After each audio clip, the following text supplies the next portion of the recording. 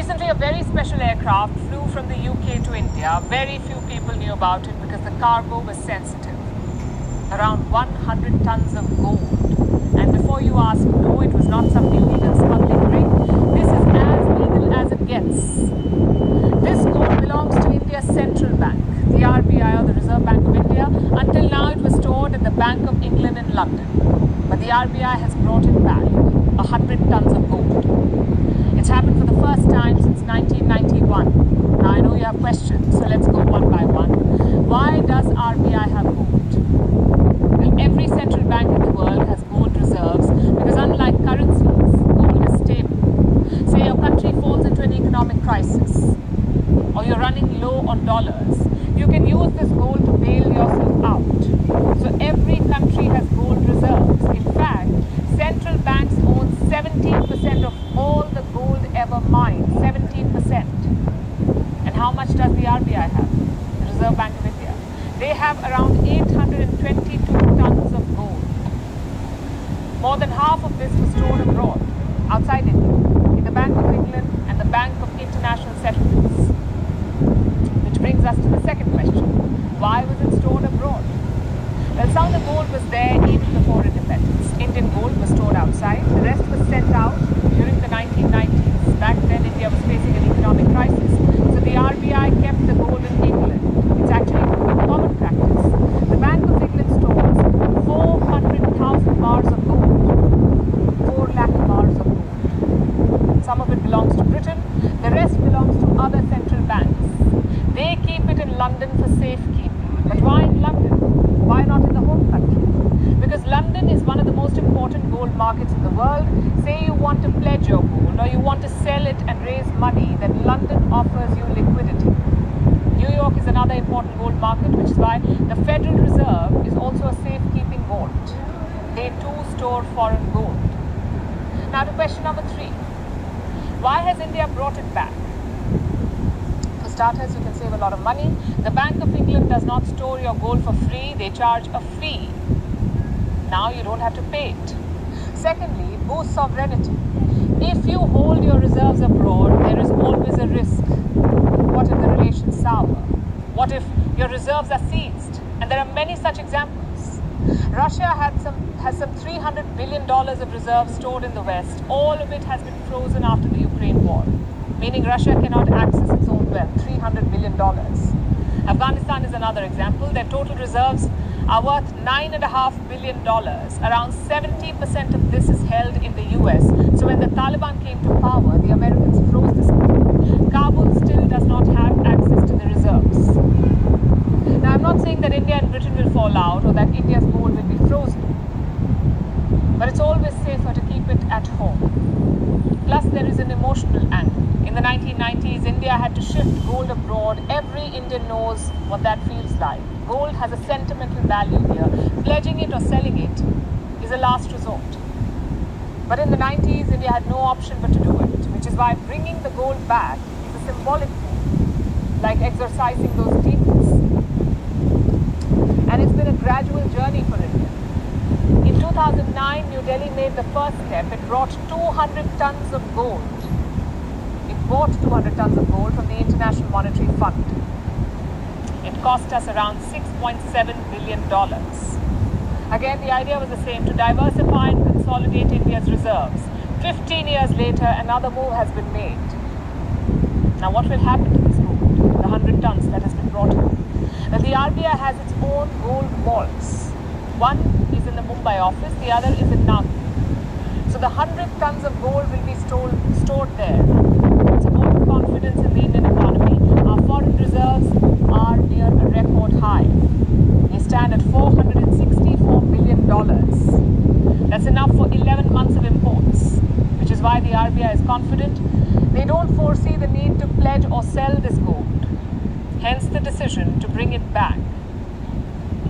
I guess combined with the GDP numbers, it's one of the best days for India's economy. First Post report. So that was Vantage, First Post Vantage video report. Palki Sharma. talking about RBI, which is the Reserve Bank of India. 100 tons of gold from London to India. The ICB, which is, or the RBI, Reserve Bank of India, or the Indian Central Bank, has shifted RBI and has shifted 100 tons of gold from the Bank of England in London to its vaults in India. This is the first time a move has been since 1991. Some of the India's gold reserve has been stored at the Bank of England since the independence. Because, India was under rule of the British. So, the rest was moved into the 1990s, and India's balance of payment crisis. London, being a key gold market, has been a popular destination for central banks around the country to store their gold reserves. But why did India decide to bring back tons of its reserves back? And she was indicating, like, because of just in case, for example, sour relations, something happens where they can't get their gold. Look what happened to Afghanistan with seized of gold. Look what happened with Russia, over 300 billions that were seized. So they want to get their, they want to make sure they have it in their reserve, most of all in their possession.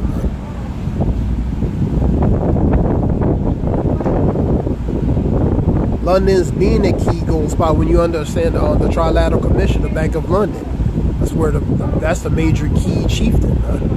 Then you have the Vatican, which controls related to religious and political influence, and of course the governing power of the U.S., which is the military might, the Trilateral Commission. London, being a key market, has been a popular destination for the central banks around the country to store their gold reserves.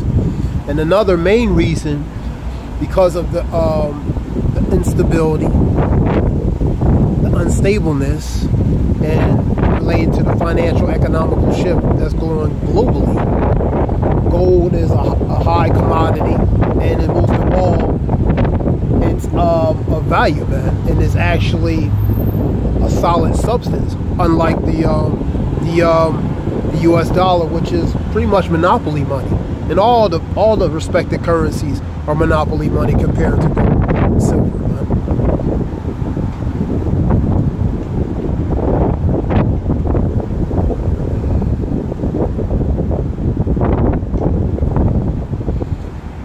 Where I was at, London, being a key gold market, has been a popular destination for the central banks around the country to store their gold reserves.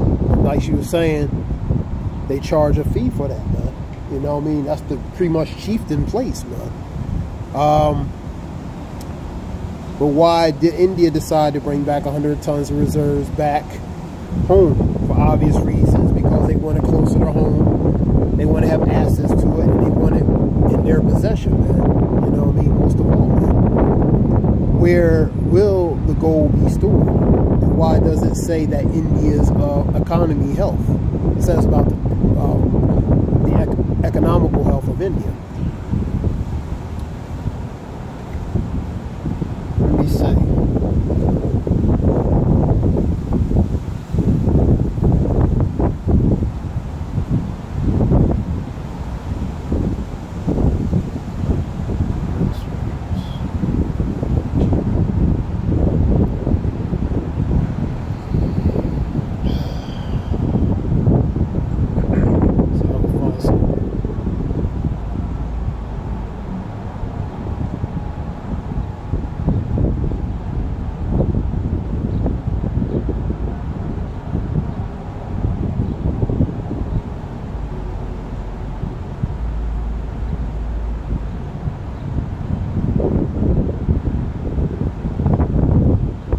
Get a scripture,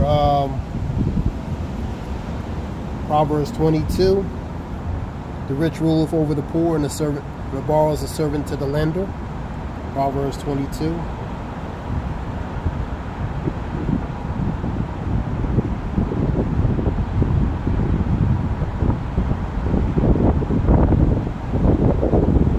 Get it from a GNT. GNT. Get that real quick. So we got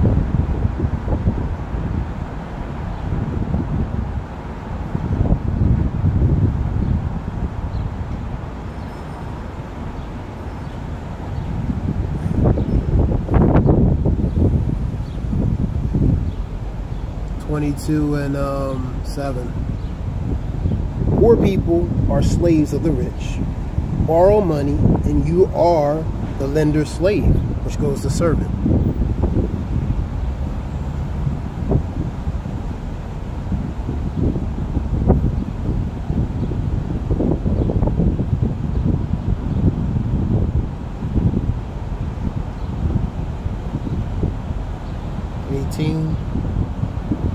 GNC.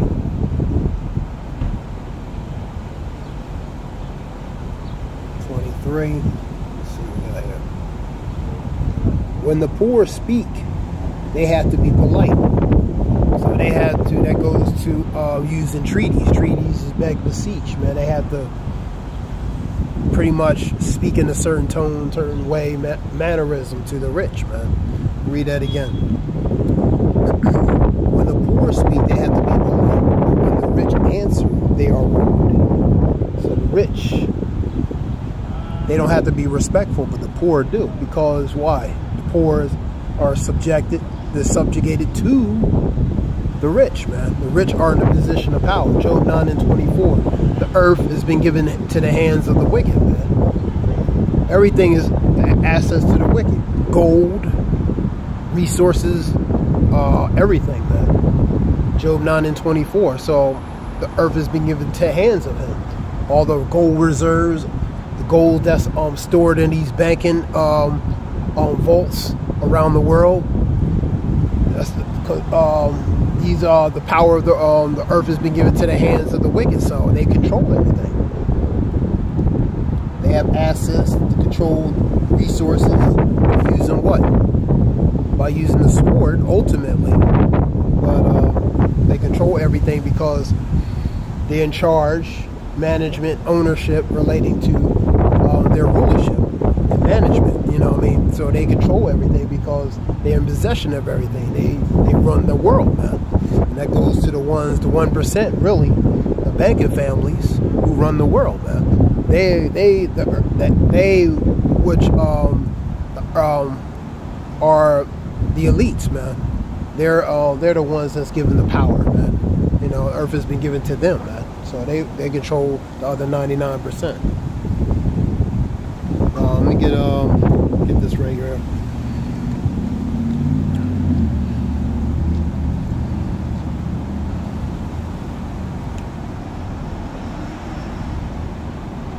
Mm, 18 and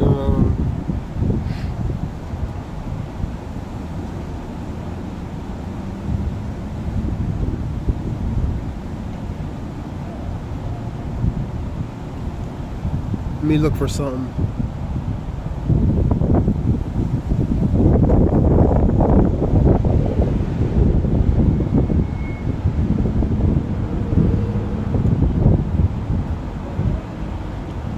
(22 and 1).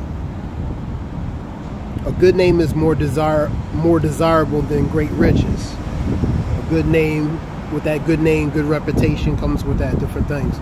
To be esteemed is better than silver and gold. And silver and gold is good, man, because it's great riches, valuable, man. But a good name, good reputation, respectful is better than even what? The value and great riches of silver and gold, man. That's 22 Proverbs in 1.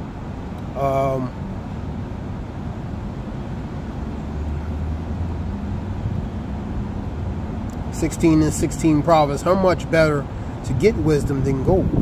To get insight rather than silver. That's the wisdom and knowledge and understanding, man. It's more valuable than gold, more valuable than silver, man.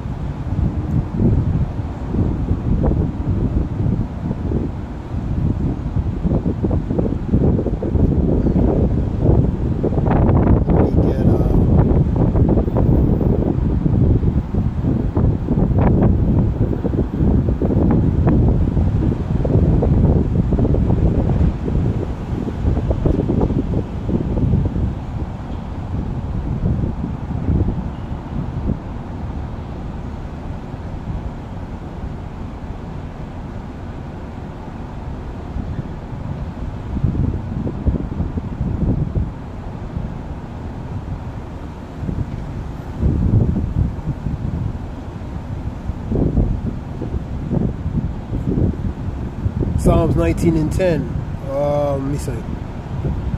No, First of Chronicles 29 and 4 ESV, which is English Standard Version.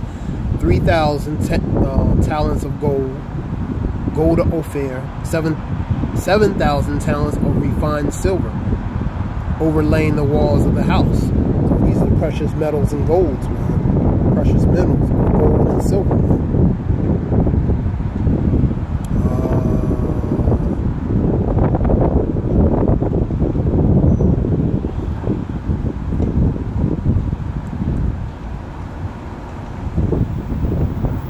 First of Kings 9 and 28. And then they went to Ophir and brought from the gold 400 talents. And they brought it to King Solomon. That's the gold, man.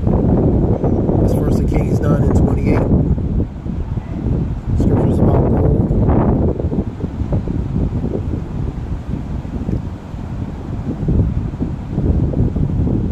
Genesis 13 and 2. Now Abraham was very rich in livestock. He was rich in livestock of what? Silver and gold. ESV, which is the English Standard Version. And that's the precious metals, which relates to silver and gold, man. Because that's the real money, man. It has valuable, it never loses its value. It's a solid substance, unlike greenback and paper money, which have no value, man. And really are not backed by anything. You know, it used to be back until 1971 under President Nixon, but it's not backed by anything. In fact, by good faith, by pretty much word of mouth and trusting by good faith that, you know, that's really what it's backed by, but it's really backed by nothing, man. The point is, gold and silver is the precious, is of value, man. And these countries are trying to get back related to their gold because they know related to economical and financial aspect. They see the road ahead related to the future, man. So they want certain things closer to them, respectfully to their home, man. You know what I mean? That was just a report on that. Let me see.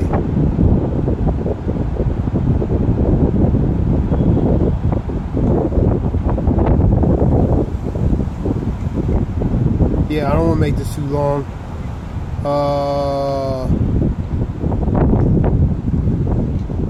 get a few more scriptures. First of Kings 10 and 21. All King Solomon's drinking vessels were of gold. That's the cups, the vessels, solid gold. And the vessels of the house of the forest of Lebanon, and were of pure gold. And none were of silver. The silver was not considered as anything in the days of Solomon. Solomon was one of the richest men, man. He had all things, man. Wisdom and knowledge, possessions, everything, man.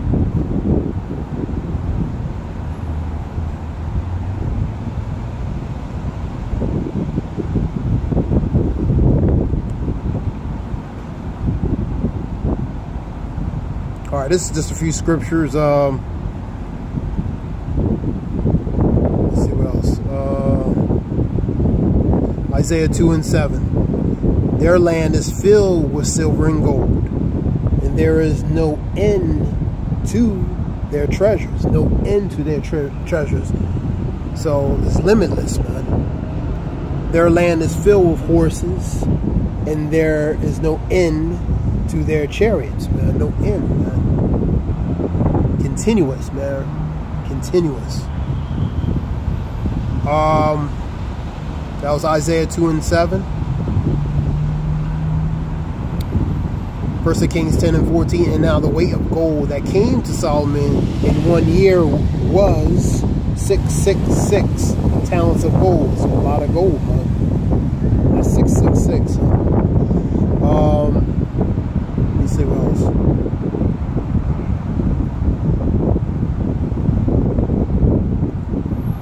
Alright, this was just something short relating to that. Examples of that. Hope it helps in some way relating to information. I want to give all praise, Yahweh Shem Yahshua B'Shem Kakadash. Desire War Shalom.